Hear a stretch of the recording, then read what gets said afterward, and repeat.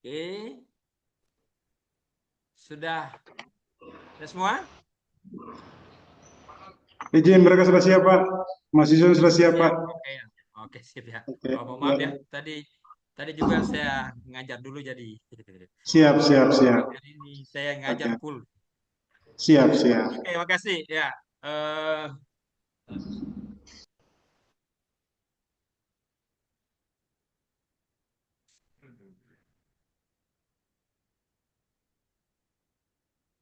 hari Sabtu.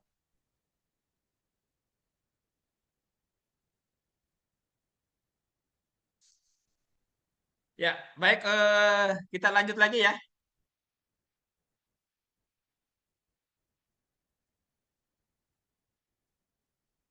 Dari kampus ada berapa orang yang hadir? Ada dua saja. Pak Alfonsius, Pak Jimmy ya. Ini Pak Alfonsius ini wah, backgroundnya Siap. sudah investasi dan manajemen portofolio ini wah, sudah siap sekali nih Pak Alfonsius ya.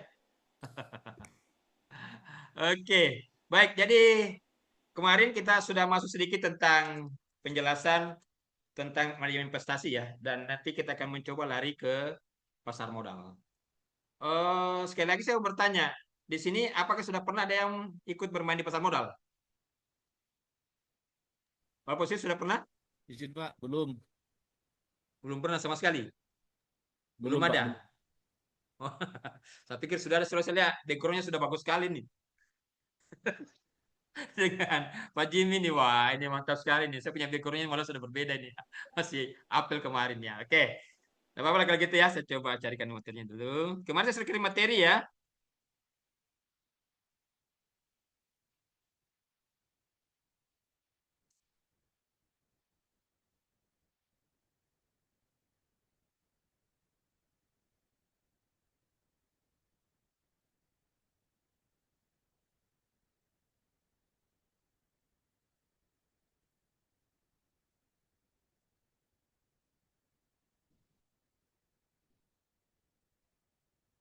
Ya, kelihatan materinya? Bisa dilihat. Jadi kita coba melihat ya psikologi pasar modal. Nah ini ya, karena banyak orang mengatakan pada modal itu, aduh gimana sih bermain? Ya, gimana caranya? Nah ini perlu ada psikologinya. Karena ya mau maaf ya, banyak orang hancur gara-gara bermain di pasar modal. Banyak. Eh, ada satu kejadian ya yang saya ingat dulu ada satu pilot ya, ada pesawat, saya lupa pesawat apa namanya ya, itu jatuh, jatuh setelah diadakan penyelidikan. Itu adalah human error. Kenapa? Pilotnya. Kenapa pilotnya? Dia gagal dalam trading. Dia gagal dalam trading, kalah. Akhirnya apa? Bunuh diri. Bunuh diri kalau dia sendiri yang mati tidak ada masalah, tapi ini pesawat, dia terjun ke pesawatnya ya bukan hanya satu orang yang mati tapi banyak. Nah ini kan, ya ini banyak orang mengatakan pasar modal itu adalah main saham itu adalah judi. Ya, saya sudah katakan kemarin. Di mana dikatakan judi? Karena dia main tebakan. Judi, tebakan itu kan judi kan? Ya, judi. Pak Jimmy, pernah main judi Pak Jimmy? Belum, Pak, belum. Belum pernah. Saya kira pernah main judi. Saya pernah main judi di sini. Pak Ponsius pernah main judi? Ya, pernah Pak. Hah, main apa? Judi apa? Joker. Awalnya apa? Tidak ada masalah. Masih ingat tidak dulu? Anda masih dapat tidak judi yang dilegalkan di Indonesia? Martabe Pak. Togel dulu sempat. Togel tidak legal. Yang ada namanya SDSB, sumbangan dana sosial berhadiah. Masih dapat? Oh, tidak, Pak. Tahun 93 mulai. Belum lahir ya? Masih baru brojol, Pak. Ya 93, saya SMA itu hari. Ya dulu ada judi yang dilegalkan oleh pemerintah, oleh dinas sosial, namanya sumbangan dana sosial berhadiah. Itu diundi 2 kali seminggu. Kalau nggak salah hari Senin dengan hari Kamis. Itu hampir 90% mungkin ya. Saya bisa mengatakan ya 80% 90% itu penduduk Indonesia menjudi pada saat itu. Ya, menjudi. Dengan apa? Menebak angka. Sebab yang bayangkan ya, pada saat itu termasuk saya juga. Saya sudah kuliah pada saat itu. Ya, kita kuliah. Jadi kita itu tidak pernah hilang apa? Di kantong itu selalu ada buku dengan pulpen. Untuk apa? Membuat rumus. Ya, membuat rumus. Caranya gimana? Kita tidur, begitu bangun dari tidur, tadi mimpinya apa? Oh, saya mimpi merokok. Rokok apa? Oh, rokoknya Marlboro. Nah, ini semua dirumus ini. Ya. Dan lebih parah lagi ya, kadang-kadang ya. Ketemu orang gila, ya ketemu orang gila. Tanya orang gila, "Hei, coba minta nomor dong." Orang gila ini juga kayak macam paham, ya. Diambil kayu-kayu. Kemudian dia tulis-tulis ya, tulis-tulis di mana di pasir atau di mana. Ini kita perhatikan tulisannya. Dia gambar apa? Saya kadang berpikir yang lebih gila ini siapa? Apakah orang gila atau kita ini yang lebih gila? Nah, itu. Nah, akhirnya pada saat itu Majelis Ulama Indonesia mengatakan bahwa ini tidak bisa dilanjutkan, berbahaya. Berbahaya. Nah, sama dengan pasar modal. Pasar modal ini ya banyak mengatakan judi. Iya. Saya sendiri mengatakan kalau Anda hanya berspekulasi, berarti itu judi. Namanya spekulasi. Tapi kalau Anda melakukan sesuatu dengan menggunakan namanya ada portofolio, itu bukan judi. Ya, itu bukan judi. Nanti Bapak Ibu nanti saya akan kasih nanti tugas ya. Tugas nanti ya. Saya minta nanti satu orang akan meneliti satu perusahaan. Ya. Kenapa saya katakan itu? Contoh kecil aja. Semua sudah berkeluarga di sini? Sudah berkeluarga semua di sini? Siap, kita Pak sudah, Alpios Pak. sudah berkeluarga? Sudah. Sudah. Pak Jimmy sudah berkeluarga? Iya, Pak. Sudah. Yang 2 orang ini sudah berkeluarga belum? Sudah? Belum, Pak. Oh, belum, ada yang belum ya. Oke, yang belum. Nah, yang belum berkeluarga ya, itu kan nanti pasti kita mengatakan, kalau umpamanya kita mau menikah, apakah begitu lihat perempuan langsung mengatakan saya lamar kamu? Pak Jimmy? Begitu lihat, ini sudah, saya langsung lamar kamu. Begitukah? Pak Jimmy? Langsung melamar? Iya, Pak. Hah? Tidak pacaran dulu, tidak seleksi dulu, walaupun serius sebelum pilih istri dulu bagaimana? Dari Ketemu langsung pacaran lamar? dulu, Pak. PDKT Oh, dulu, pacaran Pak. dulu. Ya? Jadi dari PDKT pacaran dulu, baru Untuk apa melamar. itu pacaran? Untuk apa PDKT? Saya tanya, untuk apa PDKT? Mengenal lebih Untuk dalam. Mengenal lebih dalam. Nah, sama di pasar modal, Pak. Sebelum kita masuk, kita ke sana, harus kenal dulu, Pak. Sekarang ya, perusahaan yang listing di Bursa Efek itu kurang lebih hampir 950 perusahaan. Ini. Nah, sekarang, di antara 950 perusahaan ini, mana yang mau dibeli? Sama tadi. pada saat kita mau pilih istri, kan banyak kan pilihan kan? Nah, tadi Pak Hafiz mengatakan pacaran dulu, PDKT dulu, Pak Jimmy juga, yang lain juga. Ya, yang belum punya pacar, belum punya istri ini, suami ya, nah, kita harus begitu ya. Nah, bikinkan dulu portofolio. Apanya itu? Wah, harus tahu dulu. 950 perusahaan, berapa sekarang? Saya coba lihat dulu ya, yang pastinya. Sekarang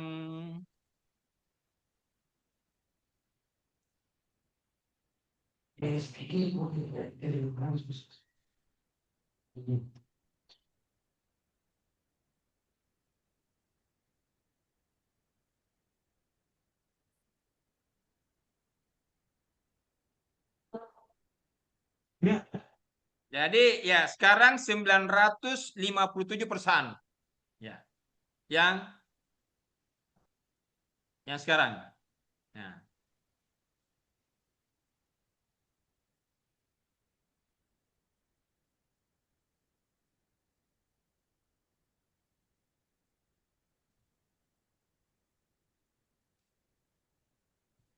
jadi ada 957 perusahaan. Itu sekarang kita pilih. Nah, kita pilih 957. Kira-kira mau pilih yang mana? Satu, dua, tiga, empat. Nah, perlu kita melihat dulu. Ya, melihat dulu. Ada kan PDKT dulu. Tadi Pak Jimmy dikatakan PDKT dulu, pacaran dulu, iya. Pelajari dulu. Nah, perlu ada namanya psikologi pasar modal. Oke. Baik, kita lihat satu-satu ya.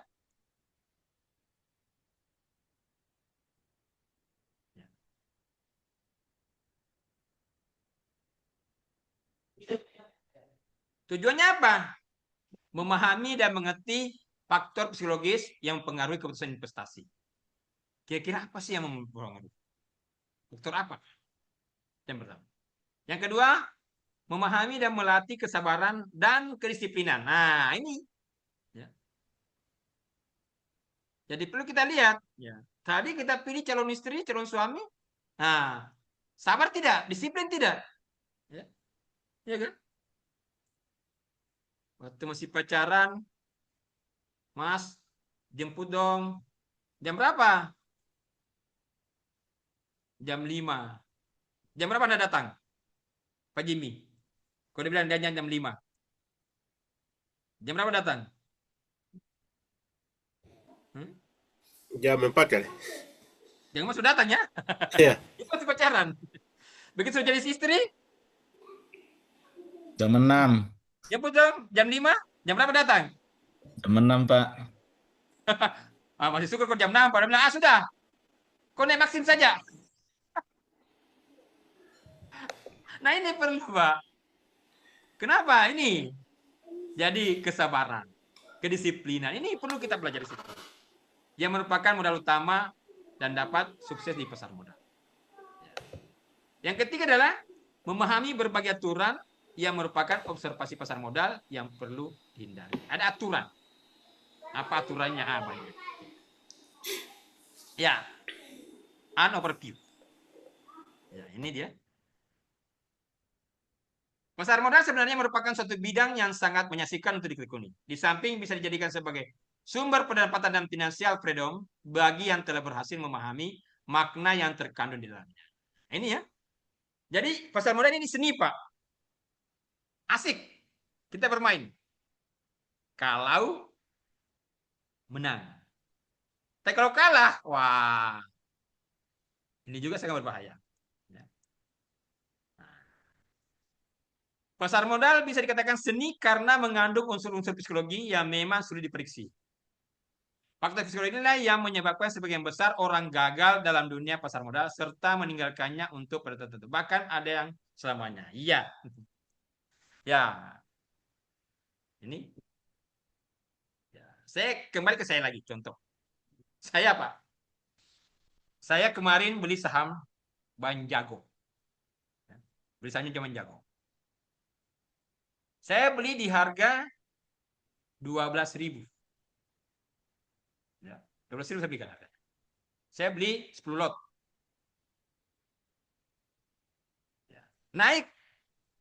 12.400. Saya enggak mau jual. Kenapa? Saya punya prediksi dia akan naik sampai 14.000. Malah bisa tembus sampai 16.000. Nah, setelah itu apa yang terjadi? Rupanya pasar berbalik arah. Terjadi perang Rusia-Ukraina. Akhirnya mempengaruhi segalanya. Akhirnya turun harga. Ke berapa? Turun ke harga 10.000. Saya jual? Saya tidak mau jual. Saya tahan. Tahan, tambah turun. Waduh. Akhirnya saya dapat SMS pemberitahuan dari pasar modal bahwa Bapak hati-hati, sepertinya Bang Jago ini ada masalah. Bapak perhitungkan, berpikir tentang ada namanya cut loss, potong kerugian. Akhirnya apa? Saya jual di harga 2.400. Saya bayangkan ya. Saya beli 12.000, saya jual di harga 2.400. Hancur semuanya. Nah, ini sekarang ini. Akhirnya setelah itu saya berpikir lagi beli. Waduh. Saya berpikir beli. Nah, makanya banyak orang, bahkan ada yang sudah berhenti selamanya. Kalau saya belum berhenti. Cuma sekarang berpikir dengan adanya perang yang terjadi ini, akhirnya terjadi wait and see. Melihat kira-kira bagaimana. Nah, ini dia. Oke. Kemudian, nah, ilmu pasar modal ini merupakan seni yang dapat dipelajari. Nah, ini dia. Seni ya, yang dapat dipelajari, dianalisis, dan praktek langsung untuk jangka waktu panjang dan tidak terbatas. Nah, ini dikatakan bukan judi. Kenapa? Karena bisa dipelajari, dianalisis. Jadi ya saya mohon maaf, karena di atas belum ada apa namanya pasar modal bursa efek Indonesia ya, jadi belum bisa. Nah, nanti hanya gambarannya saya berikan kepada Anda. Nanti kalau banyak Anda yang tertarik ya, yang tertarik bermain di bursa efek, boleh ketemu saya, bisa nanti kita ke Jayapura, nanti kita mau buka akun. Ya, jadi Anda pelajari dulu, pelajari analisis. Nah, ini untuk jangka waktu panjang. Jadi bukan emosi ya. Kalau bermain di pasar modal itu, wah jangan emosi. Hati-hati. Sekarang mohon maaf. Sekarang banyak orang ya mengaku orangnya dari bursa efek, ya, membuatkan ilustrasi trading. Ini Pak, trading gini Pak, ini bagus gini Pak. Dia buatkan ilustrasi. Ini Pak, kalau Anda pasar ada punya modal sekian, tanam, untung dapat sekian. Nah, dulu saya punya teman, saya pernah jelaskan sebelumnya tentang dia pasar modal, tentang trading. Tiba-tiba dapat orang yang bisa menjelaskan trading. Dia sebelum kebetulan seorang pengusaha. Wah, tertarik dia. Apa yang terjadi? Dia kasih dana 1 miliar. Dia kasih, nah, orang ini mainkan. Mainkan, langsung, Pak Ji, dapat sekian, bagaimana? Saya transfer?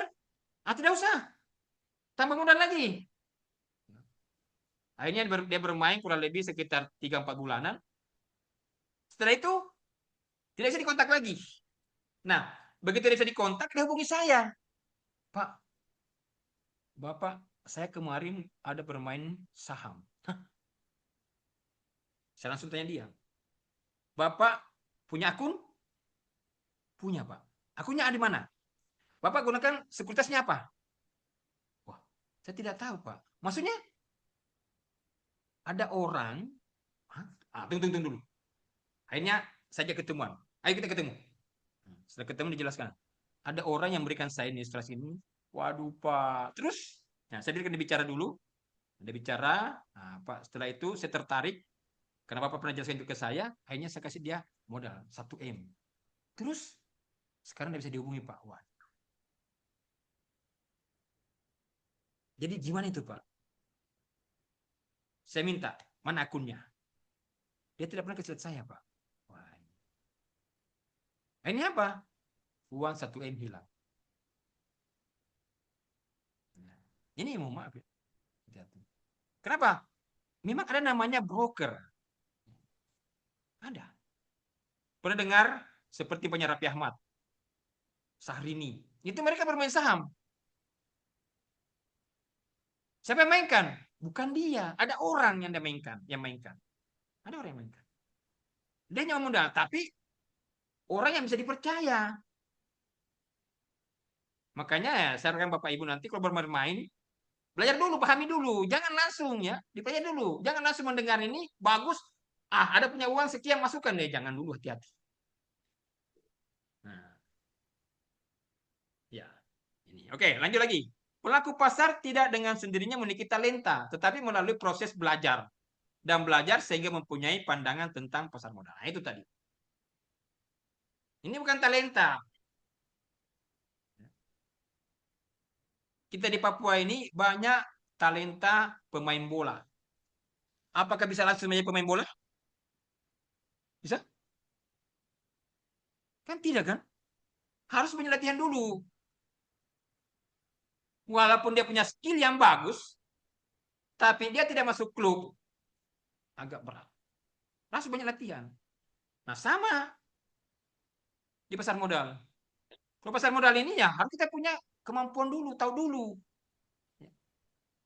Makanya tadi ya saya lihat Pak Lapensius ini, wih, sudah backgroundnya, wah, mantap sekali nih. Ya. Kenapa? Ya, ini gambarnya ini, wah, ini sudah ya berbicara investasi dan manajemen portofolio ini sudah uang, ya, Siap, Pak. uang. Ya, kenapa ya? Karena dalam portofolio dalam manajemen investasi itu ya begini Pak, teorinya, ini teorinya saja. Anda sampai umur 45 tahun, silakan Anda yang mencari uang. Ya, umur 45 tahun. Itu. Pokoknya gunakan tenaga Anda sebanyak mungkin untuk mendapatkan uang. Umur 45. Setelah 45 tahun ke atas, gantian. Uang yang bekerja untuk kita. Jadi, 45 tahun ke bawah, kita bekerja untuk mencari uang. Begitu 45 ke atas, uang yang bekerja untuk kita. Nah, itu. Contoh, Anda kenal Sandiaga Uno. Kenal Kenal, Pak. atau tahu? Tahu, Pak, tahu. Tahu. Nah, Betul. ingat Sandiaga Uno itu pernah calon wapres. Tahun berapa? 2024 kemarin, Pak. Kemarin ya. Bukan, sebelumnya. Dulu dengan Pak Prabowo. Kan? Nah, Sebelumnya pada dah. saat dia nyalon wapres, pada saat itu dia salah satu sumber dana yang besar untuk Pak Prabowo. Menang? Gagal. Gagal. Bapak tahu berapa kegagalannya pada saat itu? Bapak Sandiaga Uno? Berapa kegagalannya? Kalian tahu? Tidak, Pak. Tidak tahu. Dana pribadinya habis kurang lebih sekitar 3 triliun. Coba Bapak, kira-kira kalau ikut pilkada punya uang 3 triliun habis, Anda tidak terpilih, bagaimana kira-kira Anda? Gila, Pak. Ketika berjalan atau sudah berjalan di pinggir jalan pakai kolor? Iya, Pak. Nah ini. Nah, sekarang apakah pada saat itu Sandiaga Uno stres? Tidak. Tidak. Pasti. Tapi apakah kelihatan stresnya? Beda, Pak. Beda. Kenapa tidak? Kenapa tidak stres? Kita tidak Karena stresnya.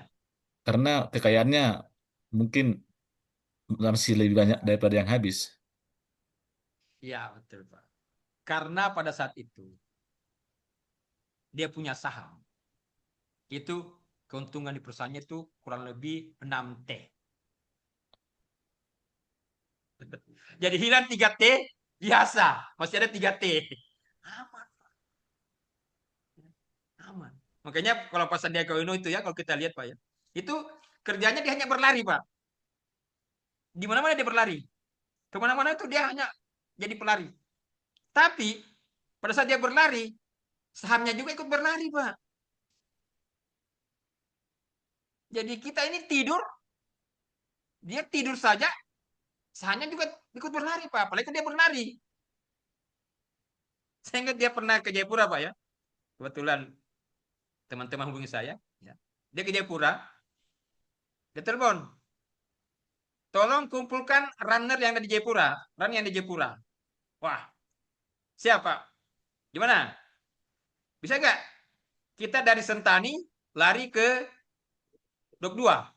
Wah, wah, tidak bisa Pak, tidak mampu kami. Mati. Itu Pak, gunung-gunung Pak. Dia mengatakan ini saya tantang ini. Kalau ada yang mau, oke saya tanggung sama biayanya. Ya. Karena dulu itu ya, Pak Sandiaga Uno itu dengan Kepala Bursa Efek Indonesia Jakarta ya, itu. Jadi hampir semua itu Kepala Bursa Efek itu semua pelari. Ah, itu ya. Tidak ada. Akhirnya begitu sampai di Sisbel, dipanggil lagi semua. Termasuk saya dipanggil teman-teman. Hei, Pak Sandiaga Uno undang kita di Sisbel. Untuk? Ya datang. Nah, bagaimana Pak? Ayo, runner Jayapura, kita lari. Kemana Pak? Mandala? Apa itu Mandala? Lapangan? Alah, janganlah. Terus, saya dengar di sini ada truk bagus, naik ke angkasa. Tembus ke BSD. Waduh. Itu mendaki Pak. Wah, itu yang benar. Kalau lari datar tidak ada gunanya. Ya, tidak ada gunanya. Dia harus teruskan. Itulah kita di pasar modal. Pasar modal itu berlari itu ya kadang naik, kadang turun. Kalau datar itu tidak bagus. Wow, wow, wow, wow. Akhirnya ditantang, saya bilang, aduh Pak, seterang kami tidak sanggup Pak. Ya ada beberapa yang temani dia, hanya berapa orang yang temani dia. Ya, itu dia ya. Nah, kenapa ini saya katakan tadi? Jadi tidak dengan sendirinya memiliki talenta, tapi perlu proses belajar. Jadi kalau kita lihat Sandiaga Uno itu ya, bagaimana dia sekolah di Amerika, begitu pulang dari Amerika, dia membuka sekolah perusahaan sekuritas. Di situ mulai awalnya. Sampai banyak perusahaan dia beli, ya. Karena kita dalam bermain saham itu kan dapatkan ada dua. Yang pertama ada namanya apa? Selisih harga antara harga beli dengan harga jual. Ya, itu yang pertama. Yang kedua adalah dividen. Ya. Jadi perusahaan-perusahaan itu membayarkan dividennya setiap tahun atau kadang setahun dan apa ada 1 tahun 2 kali, ada 1 tahun 1 kali. Nah, banyak perusahaan-perusahaan pengusaha-pengusaha besar ini dia tidak mengejar capital gain-nya tadi, selisih harganya, tapi dia mengejar dividennya. Ya, nah itu. Tapi kalau kita ini yang baru pemula belajar, yang kita kejar adalah capital gain, selisih harga. Bagaimana caranya bisa harga beli, harga jual lebih tinggi daripada harga belinya, supaya kita dapat keuntungan. Nah ini ya. Jadi pelaku pasar harus mengembangkan aturan-aturan yang harus dipatuhi sendiri sebagai disiplin pribadi. Jadi kita harus disiplin. Oke. Yang ketiga, umumnya kita sulit sekali menerima kenyataan untuk menanggung kerugian. Nah, ini dia. Rugi, susah. Salah satu sikap mental yang perlu dikembangkan adalah belajar bagaimana menerima kerugian tanpa perasaan akan konsekuensi negatif, seperti merasa bersalah, marah, malu, atau menghukum diri sendiri. Yaitu. Jadi kalau kita gagal, jangan malu, tapi jadikan pelajaran kegagalan itu. Kenapa sih saya bisa gagal? Kenapa saya bisa rugi? Jangan marah. Malah yang utama adalah jangan menghukum diri sendiri. Wah, memang ini saya bodoh sekali. Woi, jangan. Jangan pernah mengatakan kata-kata itu. Jangan pernah. Tapi jadikan pelajaran. Kenapa kemarin gagal ya? Di mana kesalahan saya? Nah, itu. Oke. Dalam lingkungan perdagangan saham, keputusan yang bertentangan dengan diri sendiri adalah tampak seperti pergerakan harga untuk mencapai tingkat keuntungan yang diharapkan. ini. Jadi kita harus selalu memutuskan kapan waktunya yang tepat. Beli dan kapan kita jual. Ini harus kita pelajari. Itu sekarang pamannya. Sekarang orang mau maaf, banyak orang sekarang tidak mau belanja. Dia mau jual. Kenapa? Takut. Wait and see sekarang. Melihat bagaimana keadaan. Jangan sampai tiba-tiba. Nah ini. Nah ini. Dalam setiap transaksi ada potensi keuntungan maupun kerugian yang tidak terbatas pula. Dari perspektif psikologis, ini berarti bahwa setiap transaksi mempunyai peluang untuk menjadi kaya dan bersama dengan itu juga mempunyai kerugian risiko. Ini tadi. Dia seperti sisi mata uang. Ya kan? Sisi mata uang kalau kita lempar jatuh, yang mana yang muncul? Kalau kita lempar uang koin, kalau uang koin kita lempar, ada gambar dengan ada nilai kan? Kalau kita lempar, tak, jatuh, apa? Nilai atau gambar? Nah, sama. Itulah keuntungan dan kerugian.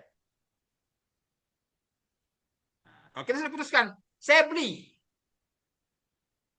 Ujung-ujungnya ada dua. Hanya keuntungan atau kerugian. Itu saja. Kalau kita jual di atas harga, maka kita untung. Kita jual di bawah harga, maka kita rugi. Nah, makanya sebelum kita membeli, analisis dulu baik-baik. Jangan setelah kita membeli baru menyesal. Sama saya katakan tadi, Pak Alfonsius, Pak Jimmy, dan teman-temannya di kelas. Sebelum memilih istri, analisis dulu istri kita. Sebelum memilih suami, analisis dulu. Jangan nanti setelah memiliki istri suami, baru 5 bulan, aduh kenapa? Akhirnya muncul apa? Penyesalan, aduh. Ya kan? Mau cerai. Modal sudah habis. Mau lanjut. Berkelahi terus. Nah, sama di pasar modal. Sebelum beli, analisis dulu dia. Oh, saya katakan tadi ada 957 perusahaan. Kira-kira perusahaan mana yang mau dibeli? Oh, saya mau harganya yang di bawah 1.000. Ah, ini. Buatkan mappingnya. Ini harga di bawah 1.000. Ada sekian perusahaan. Ah, pelajari. Buatkan portofolionya. Buatkan analisisnya. Jangan langsung main beli, jangan. Ya. Oke. Kemudian, dalam setiap transaksi ada potensi keuntungan maupun kerugian yang tidak terbatas. Oke, sudah tadi ya. Ya. Nah, kunci sukses di pasar modal. Yang pertama adalah disiplin pribadi. Itu yang harus disiplin. Yang kedua, kontrol emosi. Yang ketiga, kemampuan untuk membuat pikiran agar sesuai dengan aliran pasar. Ini 3 yang utama ini. Pertama adalah disiplin. Ya, kita harus disiplin. Ya, saya mau maaf ya. Tadi saya tidak disiplin. Harusnya kuliah jam 10 kan? Jam 10.30. Tapi saya sudah sampaikan minggu kemarin. Besok kita masuk jam 10.30 karena saya ada ngajar. Itu. Ya, itu. Itu yang pertama. Kita harus disiplin semua. Kalau kita mengatakan tidak, tidak. Jangan terpancing orang. Ini bagus harganya ini begini. Jangan. Yang kedua adalah kontrol emosi. Jangan melihat, wah ini jangan. Jangan. Yang ketiga adalah kemampuan untuk membuat pikiran agar sesuai dengan aliran pasar. Tadi saya sudah beli A. Tidak. Saya beli C. Alasannya apa? Ini tadi ada alasan. Ada alasan tadi. Jangan karena teman. Teman beli A, saya juga beli A. Jangan. Harus lihat. Banyak orang gagal di pasar modal. Kenapa? Karena tidak perhatikan ini. Saya kemarin termasuk saya. Saya sudah naik harga, saya tidak mau jual. Kenapa? Berharap lebih tinggi. Contohnya apa? Jatuh. Nah, ini. Jadi bagaimana kita mengontrol emosi? Pernah juga tuh hari ya, saya beli sahamnya BRI di harga 9 ya 9 ribuan sekian, 9 ribu sekian saya beli. Naik 11 ribu. Wah, saya kan sudah untung 2 ribu kan? Sudah saya jual. Itu saya jual, teman bilang, aduh Pak, kenapa dijual? Kenapa? Pak, harganya nanti akan naik lagi. Betul. Baru 2 hari naik 14 ribu. Apalagi? Sudah tidak ada. Sudah dijual. Nah ini. Ya, ya. Ini yang ketiga. Kemampuan untuk mengubah pikiran agar sesuai dengan aliran. Itu harus kita betul-betul perhatikan. Ya, harus diperhatikan. Nah, oke, lanjut lagi. Belajar mengenai dinamika pencapaian sasaran. Sehingga kita dapat secara positif memfokuskan diri pada apa yang kita inginkan. Bukan apa yang kita takutkan. Nah ini ya. Jadi apa yang kita inginkan bukan apa yang kita takutkan. Nah, ini. Kita ingin apa? Nah, itu yang utama. Keinginan. Jangan takut. Sudah punya harganya sekian.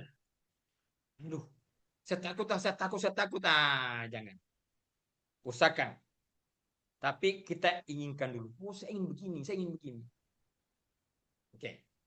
Kemudian berikutnya, belajar bagaimana mengadopsi diri kita untuk lebih siap memberikan respon terhadap perubahan fundamental pada kondisi pasar. Nah, ini nanti ya.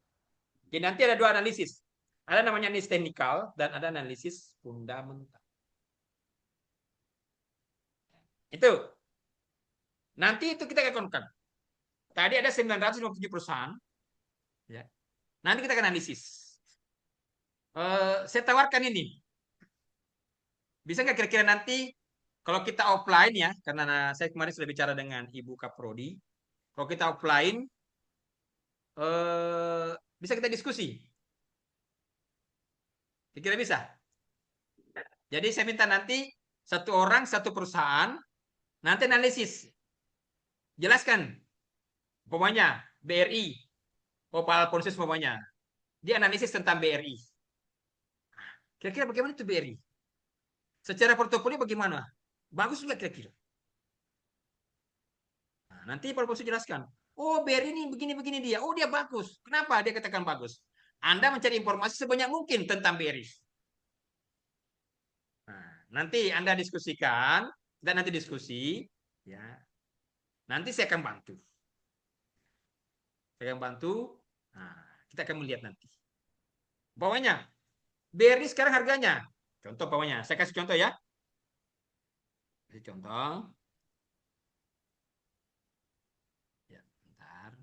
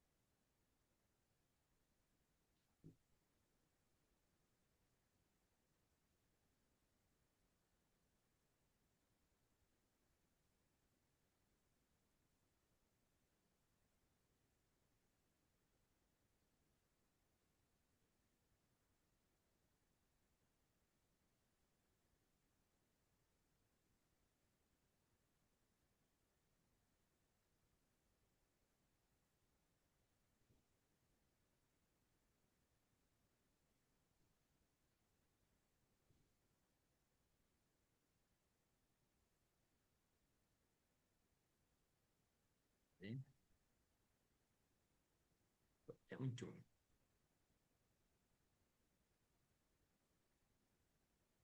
Oh, sorry.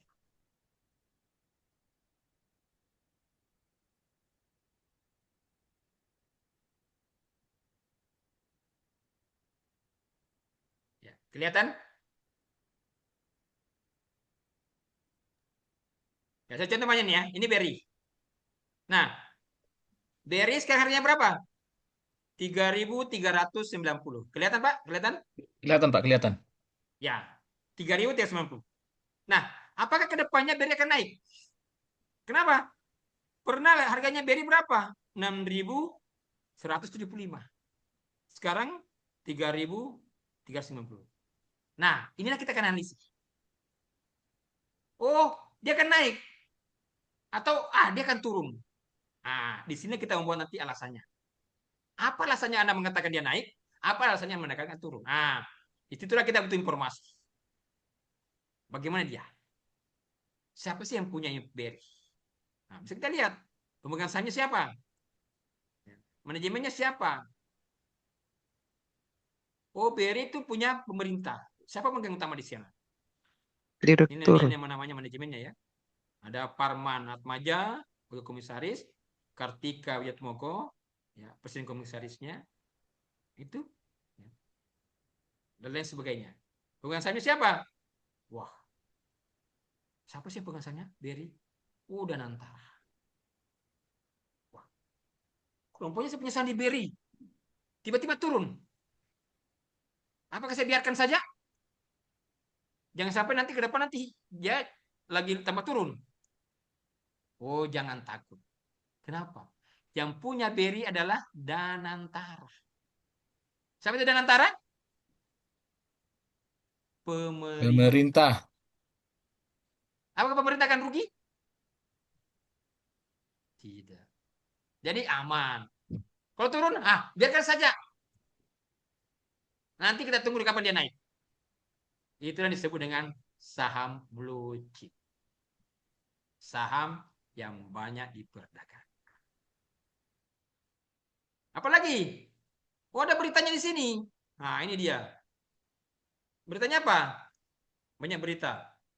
BRI akan membagikan dividen tunai. Waduh. Kita akan dapat dividen. Berapa? 208 per saham per lembar. Oh, saya punya berapa? Saya punya umpamanya 10 lot. 10 kali 100 ada 1000. 1000 kali 208. Berarti dapat 208.000. Ini dividen kita dapatkan. Bisa Anda bayangkan ya. Kalau ini 208 per saham ya. Nah, tadi kalau umpamanya siapa ini? Retno Kumalasari. Ya. Titya Dwi Ayu Retno Kumalasari. Dia punya berapa? 3.000 ya. 3.819.500 sahamnya. Nah, coba kita kali. Ya. Kita kali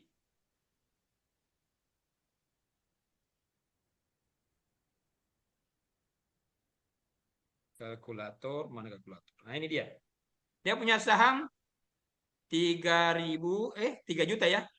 3.819.500. 3.819.500. Dikali berapa tadi? Infonya dia dapat dividen 208. Saya bayangkan ya. Jadi Ibu Pipia Dwi Ayu Retno Sari, ya, nanti dia akan mendapatkan dividen itu 794 juta, hampir 800 juta. Dividennya saja itu. Dividennya saja. Belum yang lain-lainnya. Nah, baru dividen, belum keuntungannya. Ini, ya. Nah, ya, ini contoh kecil. Contoh kecil ya.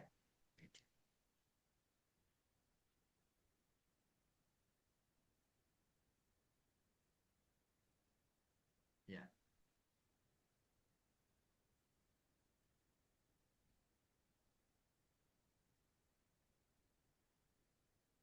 Kemudian berikutnya adalah mengidentifikasikan jumlah resiko yang kita dapat terima.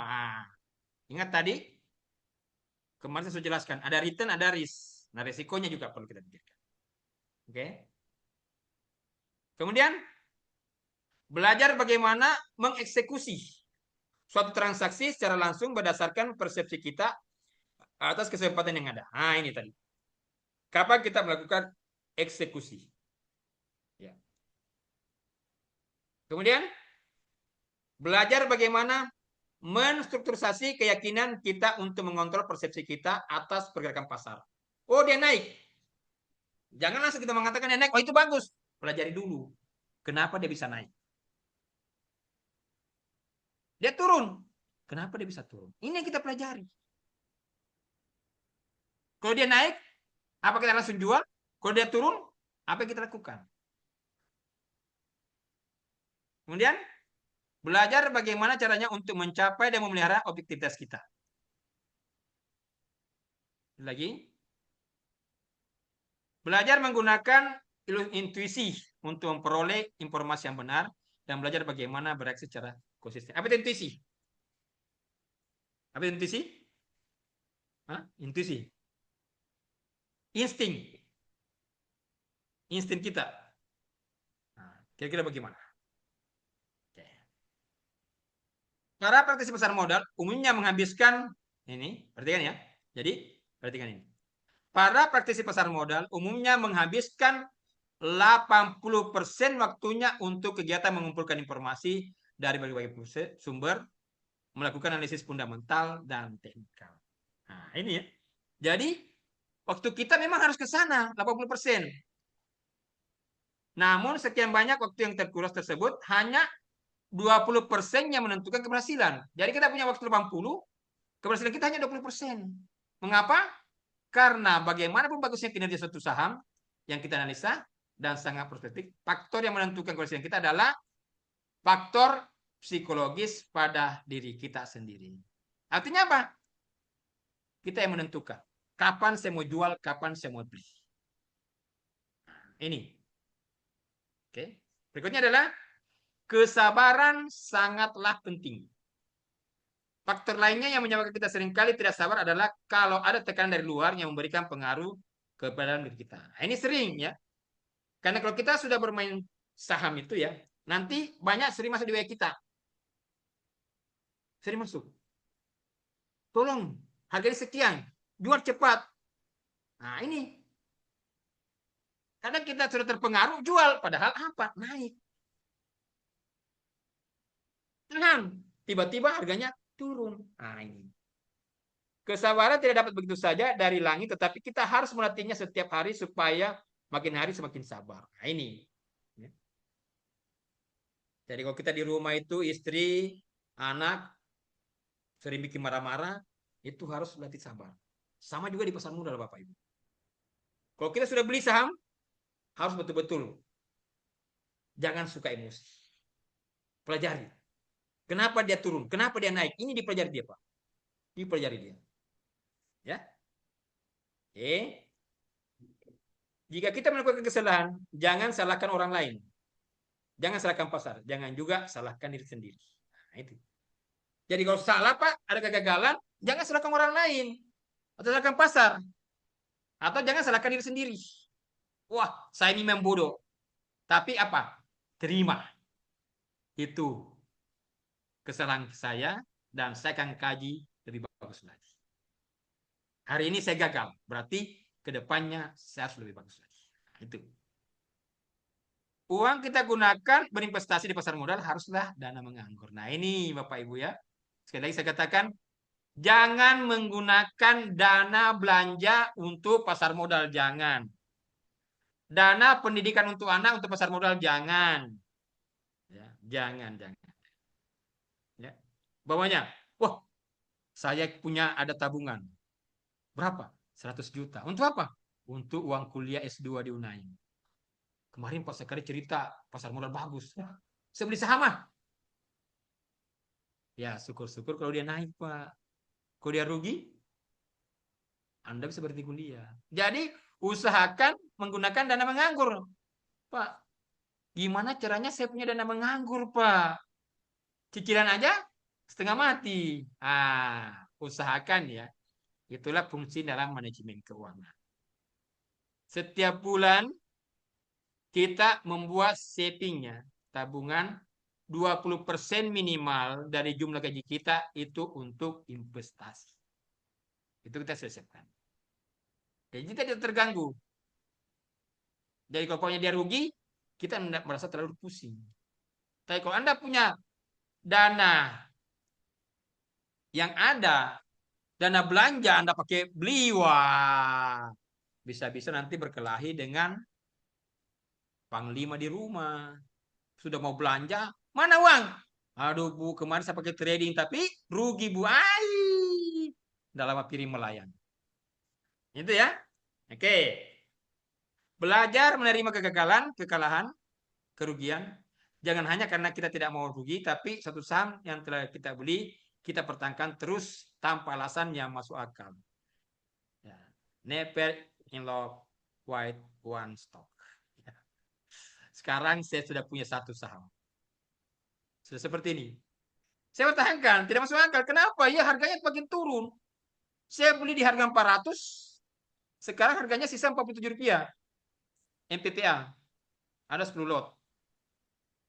Saya mau jual. Nggak tega rasanya. Jadi akhirnya apa? Never in love with one stock. Mencintai sesuatu saham. Cinta mati.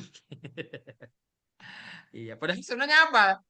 Sudah rugi. Mau dijual? Ya harusnya kan saya jual cepat. Ada namanya cat loss. Dipotong kerugian. Tapi sudah terlanjur. Kerugiannya sudah terlalu jauh. Saya biarkan saja. Sudah hampir 1 tahun lebih. Saya biarkan. Ya, gitu ya. Oke. Jangan melakukan transaksi yang melebihi kemampuan kita.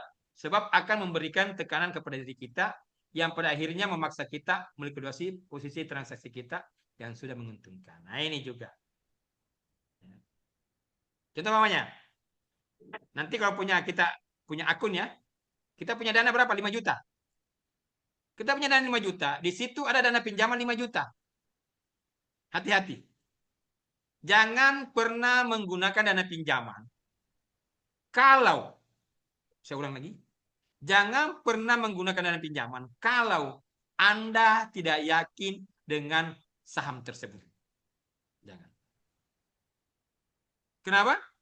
Karena kalau kita menggunakan dana pinjaman, di situ ada biaya bunga. Kalau dia rugi, mati kita. Rugi, bayar lagi biaya bunganya. Itu, jangan terpancing. Nah, itu ya. Jadi jangan melakukan transaksi yang melebihi kemampuan kita. Saya punya uang 5 juta, bisa transaksi 10 juta. Tidak usah pikirkan 10, yang 5. Pikir yang 5 saja ini dipakai. Itu saja yang diulang. Ya. Belilah saham pada harga rendah dan jual pada harga tinggi. Ini teori. Jadi, buy uang Agnes, sell on strength. Beli di harga murah, jual di harga tinggi. Itu teori. Tapi tentunya semua orang tahu bahwa idealnya demikian. Namun pada prakteknya tidak mudah untuk dilaksanakan. Itu. Tidak mudah untuk dilaksanakan. Jangan melakukan efek down lebih dari 1 kali. Sebab akan menimbulkan kerugian yang makin besar. Apa itu efek down? Nebak-nebak. Itu judi, Pak. Jangan. Kenapa? Karena faktor emosi. Ah, ini akan naik ini. Teman-teman beli. Ah, saya ikut juga. Jangan, Pak. Kalau Bapak tidak kuat hitungannya, tidak kuat portofolionya, jangan beli. Jangan. Jangan melakukan transaksi yang melebihi kemampuan kita. Sudah tadi ya.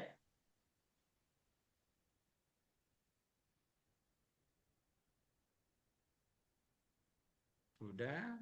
Oke. Sekarang, kunci utama dalam transaksi adalah informasi. Jadi tadi, Pak. Jadi kunci utama adalah informasi. Jika kita menguasai informasi, maka kita akan menguasai dunia. Satu hal yang perlu diketahui, biasanya informasi yang kita terima sudah terdiskonto. Artinya apa terdiskonto? Informasi yang kita terima dan yang seharusnya mempengaruhi harga saham tersebut biasanya sudah terefleksikan dalam harga saham yang bersangkutan. Sell on news. Ya. Kita sudah tahu. Oh ya. Selanjutnya, proses analisis dan informasi yang kita terima membutuhkan berbagai keahlian teknis yang perlu kita kuasai. Itu apa? Analisis fundamental, teknikal, serta strategi investasi yang jitu di pasar modal. Nah, ini dulu, Pak. Ini adalah psikologi pasar modal. Jadi, Bapak harus siap dulu psikologinya.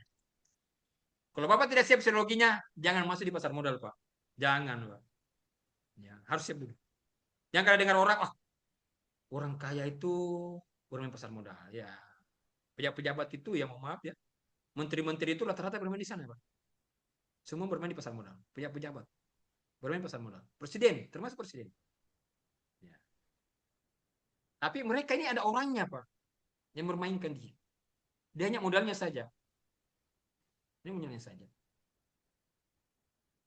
Nah, sekarang Anda harus memahami psikologi pasar modal.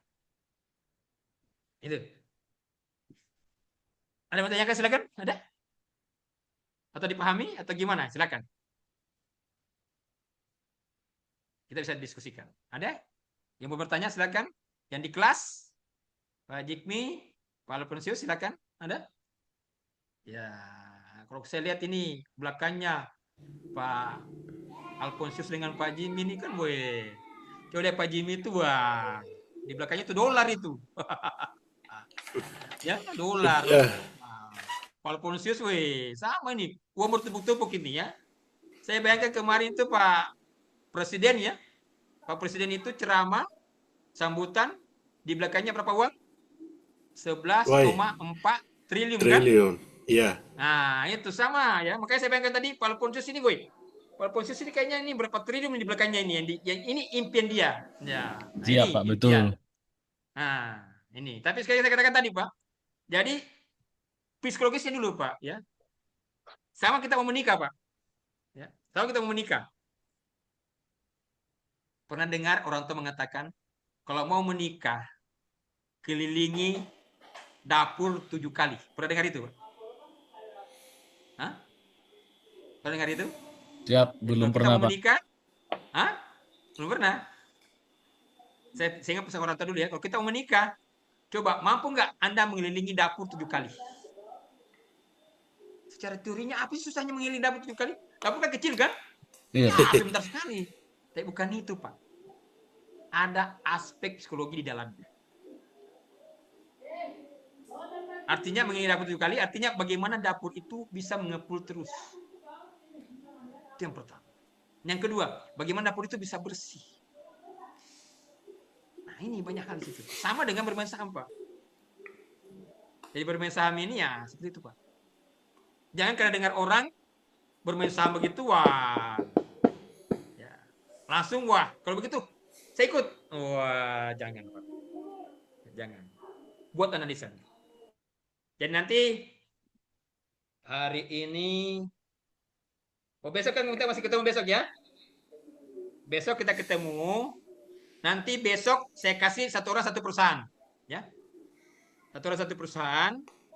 Ya. Nah, nanti Anda coba mengkaji, melihat apakah perusahaan ini bagus atau tidak. Nah, nanti pada saat saya komena, coba kita diskusikan. Nggak usah takut. Ya. Siap, Pak, siap. Pastinya nanti kalau tidak ngerti, nanti saya bantu. Nggak usah. Kita hanya mencoba melatih diri kita. Ya. Nanti, ya.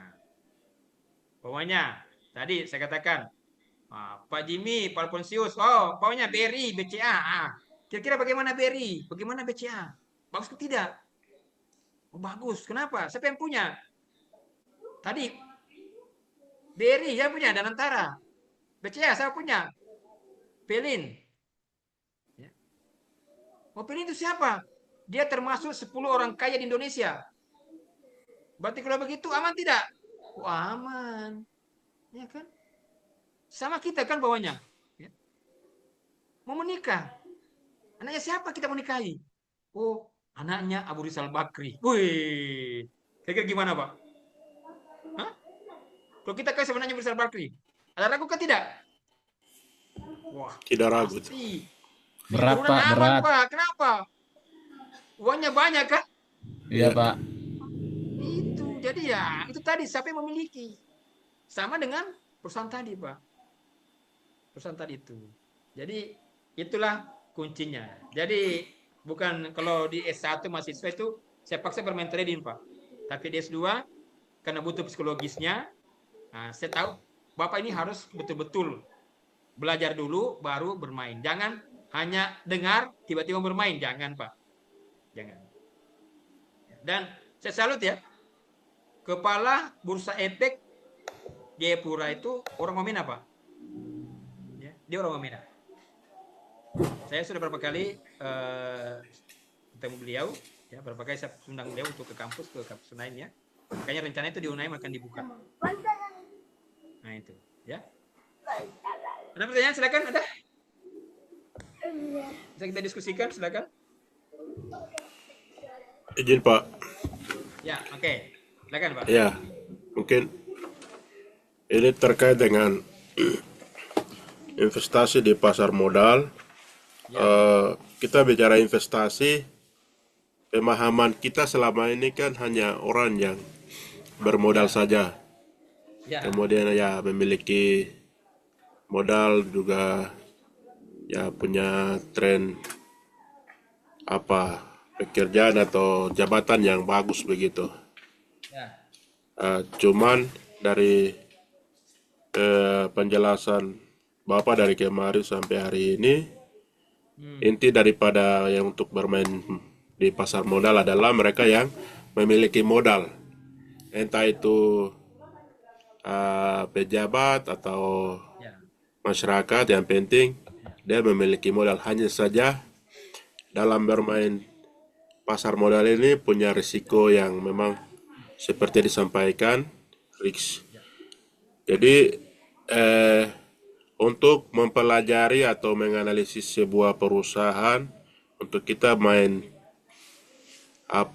pasar modal atau menanam saham itu, yang paling penting sekali apa yang kami harus lakukan gitu. oke. Makasih banyak Pak Jimmy. Wah, ini mantap. Menarik sekali Pak Jimmy ini pertanyaan ini ya. Ya. Jadi, ya memang Pak, banyak orang mengatakan orang bermain saham itu orang kaya. Tidak. Menurut Bapak ya, seperti yang saya jelaskan kemarin ya. Banyak orang berangkat dari awal Pak. Dari hanya modalnya cuma 500.000 Pak. Bisa menjadi milioner. Baca, Bapak baca. Sejarahnya Lee Kun Ho gitu Pak. Dia hanya modalnya berapa Pak? Bisa menjadi milioner. Banyak. Tidak penting, tidak perlu. Ya, jangan kita melihat sekarang. Oh, pejabat. Abu Rizal Bakri umpamanya. Iya, karena sudah terkenal. Pesal Tanjung sudah terkenal. Tapi mereka dari mana dulu, Pak? Dari bawah. Kalau Bapak baca riwayatnya Pak MNC, siapa yang namanya? Perindo ini. Haritoni Sudibyo, Pak ya. Itu dari kecil dari bawah, Pak. Berangkat. Berangkat dari bawah. Dia naik pelan-pelan, Pak. Dia naik pelan-pelan. Sampai sekarang. Jadi jangan nanti mengatakan Bapak, wah, saya kan belum punya uang.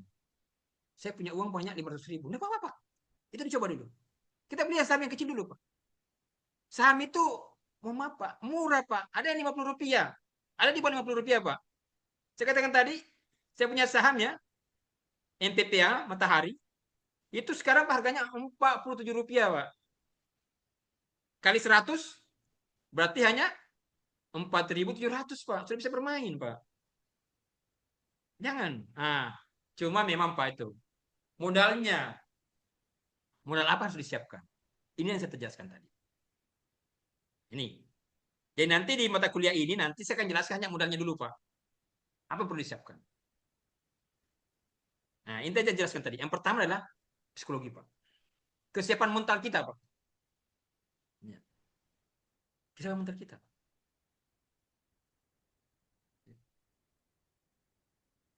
Jangan mental kita tidak siap tiba-tiba bermain, Pak. Baru bermain, baru rugi 1 kali, habis, Pak. Ya kan? Tidak, harus disiapkan. Bapak, pernah nggak dulu bercita-cita jadi tentara, Pak? Pernah? Atau jadi angkatan? Pernah, Pak Jimmy? Pernah. Kita jadi tentara pernah, Pak? Atau polisi? Pernah? Tidak ada Tidak. cita-cita jadi ya. Contoh mamanya, Pak. Kita cita-cita jadi polisi tentara, Pak. Kan siap digertak, kan, Pak? Begitu siap. Tidak, siap. Waduh, kaget kita. Wah, ini tidak ada. Tidak bisa jadi tentara, jadi polisi ini. Baru digertak sudah nangis. Itu psikologisnya, Pak. Sama dengan bermain saham ini, Pak. Harus kita siap psikologisnya, Pak. Saya siap rugi. Tapi ingat, yang saya kejar adalah keuntungan. Gitu, Pak. Saya siap rugi, tapi yang saya kejar adalah keuntungan. Saya tidak pernah membayangkan kerugian, tapi yang saya bayangkan adalah keuntungan. Tapi kalau saya rugi, saya terima. Dan saya akan analisis. Kenapa saya bisa rugi? Itu. Ingat tadi, jangan pernah menyalahkan diri kita sendiri kalau gagal. Ya, Pak. Jangan pernah menghukum diri sendiri. Jangan. Tapi banggalah dengan diri kita sendiri. Saya rugi. Aduh, memang saya bodoh sekali. Oh, jangan pernah mengatakan itu. Jangan. Ingat Bapak Ibu, jangan pernah memperbudak diri Bapak. Jangan pernah mengutuk diri Bapak. Kenapa saya begini? Kenapa dia begitu? Jangan. Kenapa saya orangnya seperti gini? Kenapa dia lebih hebat daripada saya? Oh, jangan. Kita bisa hanya mengatakan, oke, hari ini kau untung. Besok saya akan untung. Berilah terus motivasi dalam diri kita. Beri. Jangan, Pak. Jangan pernah merasa kita bahwa, maaf saya Pak ya. Kita merasa bahwa kita ini orang dari timur, Pak. Kita ini orang Papua, Pak. Jangan pernah merasa bahwa saya ini rendah. Tidak ada. Jangan, Pak. Saya mengatakan, Pak. Saya kemarin, saya lama di Jayapura, baru pindah ke Makassar. Dari Makassar saya pindah ke Papua, Pak. Waktu saya mau pindah ke Papua, Pak, itu saya urus di Jakarta. Saya baru Jakarta mengatakan, Pak. Pak Zakaria, apa alasannya Bapak mau pindah ke Jakarta, ke Jayapura? Saya mengatakan ke beliau, Pak, Bapak pernah ke Jayapura? Pernah, Pak. Berapa lama, Pak? Hanya 2 hari. Kalau Bapak baru tinggal 2 sampai 1 minggu di Papua, Bapak belum mengenal Papua. Kalau Bapak sudah tinggal 5-10 tahun di Papua, Bapak bisa memahami bagaimana Papua yang sebenarnya. Jangan kita bicara Papua, tapi Anda tidak pernah tinggal di Papua. Jadi ada beberapa hal, Pak, yang membuat saya bangga. Saya seorang dosen. Bagaimana saya bisa memberikan, apalagi memunculkan putra-putra Papua yang mempunyai intelektual yang tinggi, itu kebanggaan kami. Jadi jangan, Pak, jangan pernah merasa bahwa itu yang utama, Pak. Motivasi. Jangan kita menganggap bahwa saya ini cuma siapa, jangan, Pak. Belajar dari nol, Pak. Ingat. Nanti, Pak, ada kemarin saya sudah kirim berita saya sudah kirim materinya. Ada namanya tutorial trading. Apa itu? Kura-kura.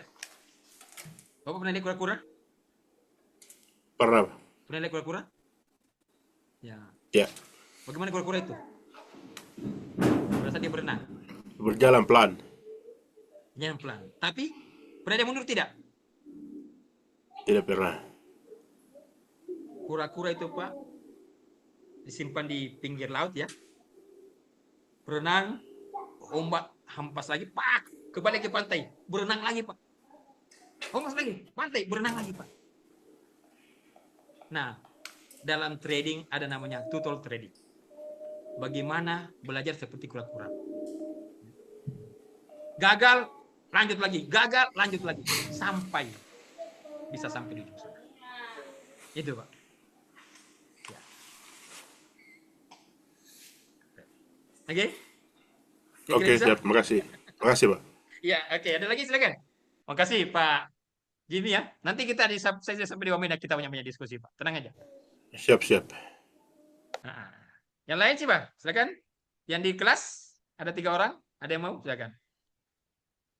Jangan pernah merasa, Pak ya. Sekali lagi jangan pernah merasa bahwa Anda kuliah di Unaim, ini kan cuma kuliah-kuliah saja, jangan. Kita harus bangga. Walaupun saya kuliah di Unaim, tapi saya bisa memberikan yang terbaik. Saya bisa mendapatkan yang terbaik. Kami dosen, mohon maaf Pak. Kami dosen bukan hanya yang penting Anda selesai, bukan Pak. Kami akan memberikan apa yang kita miliki. Apa yang bisa kita lakukan. Ya. Silakan Pak. Ada lagi? Yang dari kelas, sebentar saya absen dulu ya.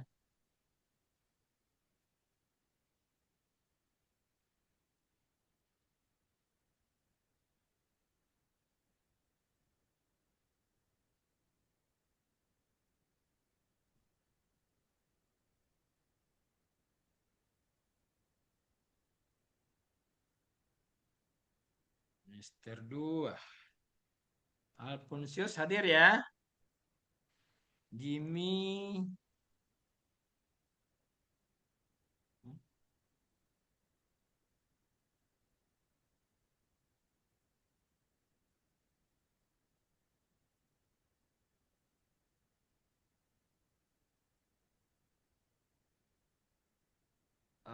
Yang hadir di ruangan siapa?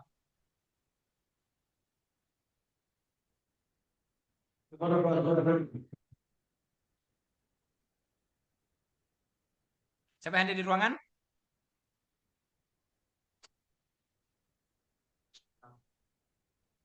Izin Pak, Ya, siapa namanya? Nova Pak, Nggak kedengaran.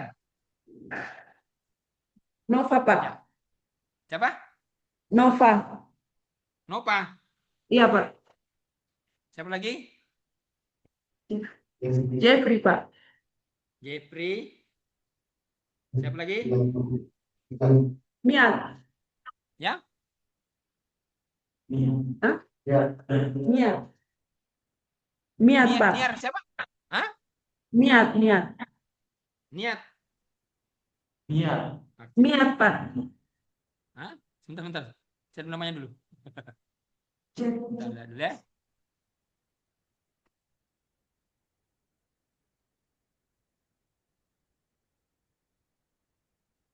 Nova. Iya. Jeffrey. Oh, Miat ya, Miat. Ya, oke. Jeffrey ya.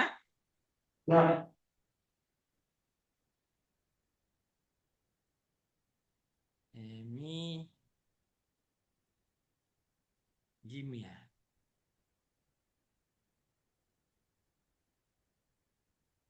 Jimmy Wikwa. Ya.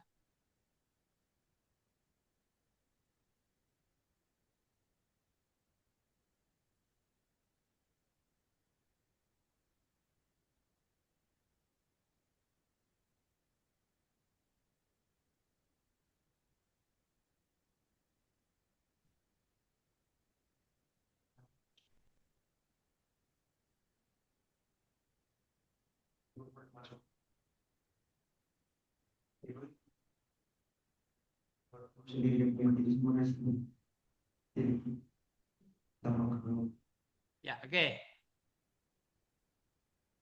Oke, boleh sekarang saya kasih nama perusahaan ya? Bisa? iya Pak, Siap, Boleh, Pak, boleh, siap. Pak. Ya, saya kasih ya. Eh, nanti Pak Jimmy, Bang BCA ya, Siap, siap. BCA, Bang Sentral Asia. BCA ya, Pak Jimmy BCA.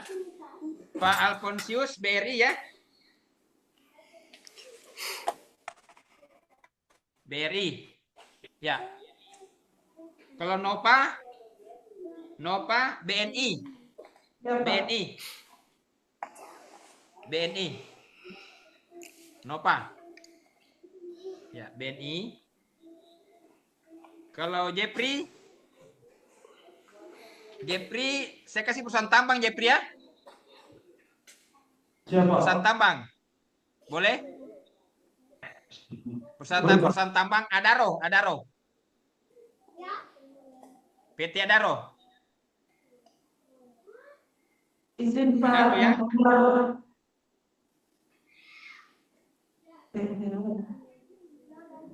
Binti Daro.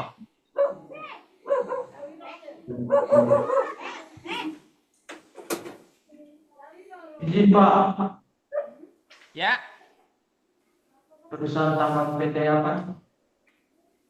Adaro. Ada Om.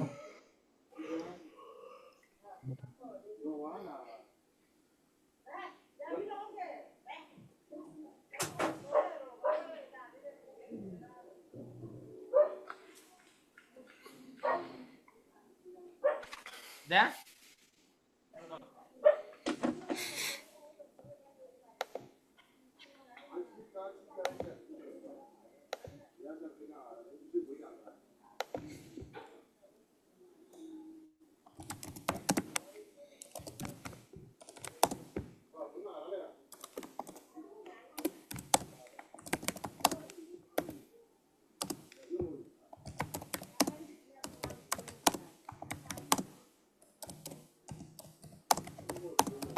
Sudah? Adaro ya? Ya, kemudian Pak Niap. Siap Pak. Niap. Bentar.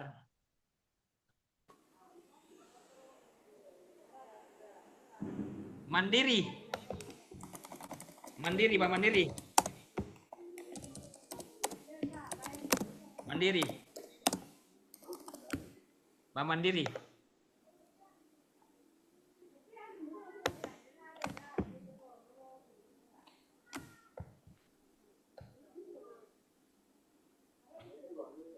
Atau Bang Semo saja ya, Bang Semo saja.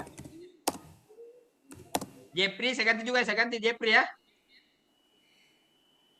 Saya ganti Jepri, jadi Bang CIMB Niaga. CIMB Niaga. Diganti Pak. Ya. Jadi Nusa Daro tadi Jepri ya. Yang CIMB Niaga saja. Bang semua.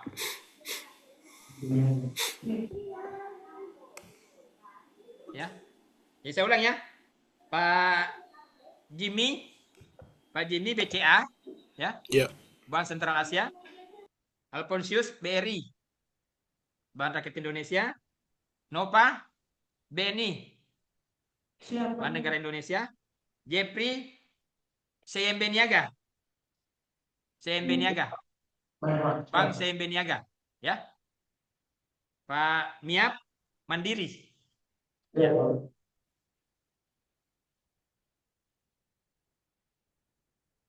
Oke? Bisa ya? Nah, tugasnya nanti jadi bikin dulu. Nanti saya kasih dulu materi lagi, ya. Nanti nanti lagi kalau kuliah lagi, saya kasih besok ya. Saya kasih materi lagi. Nah, baru nanti buat tugasnya, ya. Oke? Nanti saya sampai di Jayapura, di Wamena, baru coba kita diskusikan. Nah, supaya bisa Anda memahami. Ini hanya dari segi bank dulu. Ya, supaya sama-sama pemahaman. Oke, kalau tidak ada pertanyaan, Izin jadi Pak. besok. Ya, oke silakan. Izin. Apa apakah tugasnya ini untuk kita menganalisis dari sisi sahamnya antara naik dan turun atau? Nanti dulu. Oh. Nanti besok saya jelaskan lagi. Oh iya, Nanti besok oke. saya jelaskan. Nanti saya jelaskan. Oh. Belum. Oke, makasih. Oke, saya jelaskan besok ya. Oke, kalau tidak ada, saya akhiri. Makasih ya. Jadi nanti besok kita ketemu lagi di jam berapa besok? Hari Minggu jam 1 ya. Siap, Pak. Ya. Besok jam 1 lagi. Pak ini Jam besok setengah Jam 1 ya. Nanti besok saya akan jelaskan ya kira-kira apa yang Anda perbuat. Ya, oke. Baik, ada pertanyaan lagi? Dari ruang kelas ada? Bapak izin. Kalau tidak ada, saya terima kasih ya. Selamat siang. Salam sejahtera bagi kita semua. Wah. Wah, wah, wah, wah. Oke, kasih ya. Izin Pak.